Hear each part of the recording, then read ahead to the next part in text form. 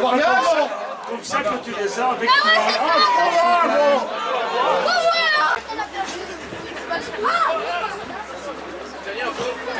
les gars, oui.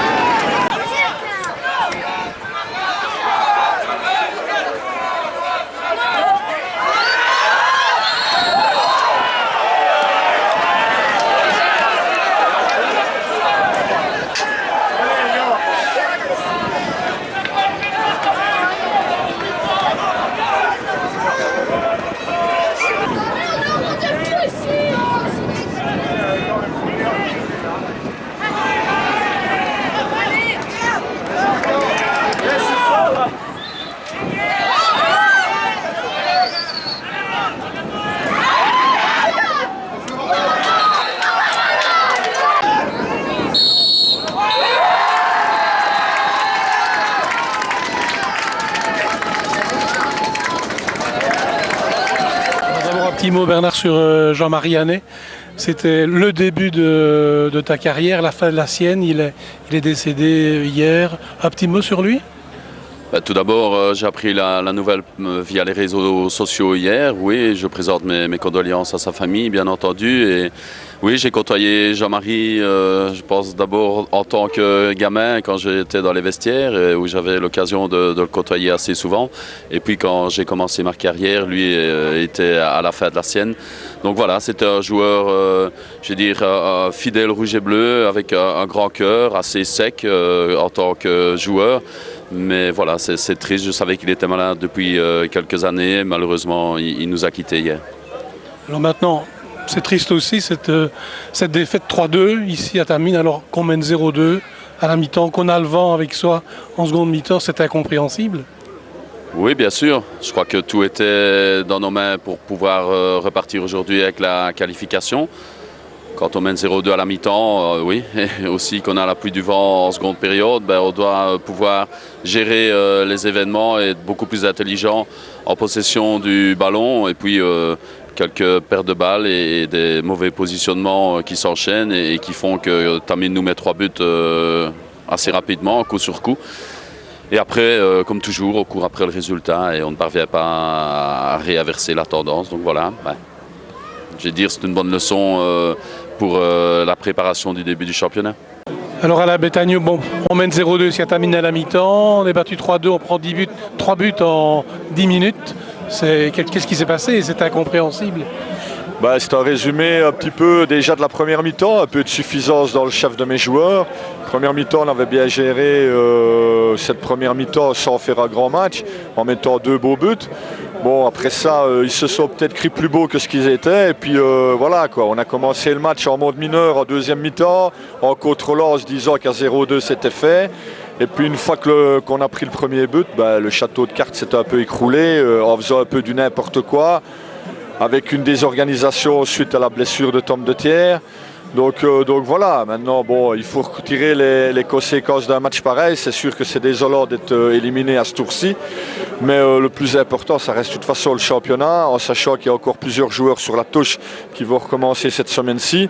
Donc il va falloir les remettre dans le bain pour faire jouer la concurrence et ne pas croire que c'est arrivé parce qu'on commence à jouer les 5-6 premiers matchs et puis le championnat va commencer. Donc il faut se remettre en question et travailler. De toute façon, c'est le but. Et ils doivent prendre conscience qu'il ne suffit pas de s'appeler Liège et de monter sur le terrain pour gagner un match, mais il faut se mouiller. Et en deuxième mi-temps, on ne l'a pas trop fait, je trouve. En quelque sorte, c'est une bonne leçon? De toute façon, toute défaite amène une leçon. Et aujourd'hui, la première leçon, c'est qu'on voit qu'on n'est pas invincible, même si on venait de rester sur 7 matchs avec un coefficient de buts marqués et de buts reçus extraordinaire.